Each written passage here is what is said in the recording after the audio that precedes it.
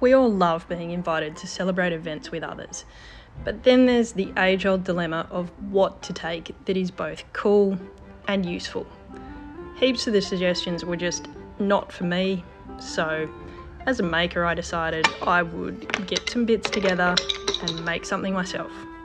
Once I'd worked out that I was going to make a butterfly mobile, I then had to design each of the butterflies and cut them out, and then grind off a small section so that they would sit with their wings open like they were flying. I applied black and white base coats to the butterflies, then moved on to the other components like these little spirals which I made up from small strips of resin. Now, it wouldn't be a Bondi project if I wasn't playing with wood, but the butterflies needed some prettying up, the timber needed some gluing and drilling, then I could finally move on to assembling what would become the final piece. And here it is, the final butterfly mobile with all of its little quirky features, colourful butterflies, crazy resin curls.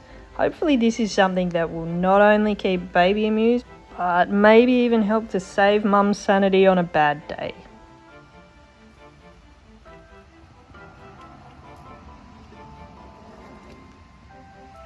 Thanks for watching and subscribe to see more.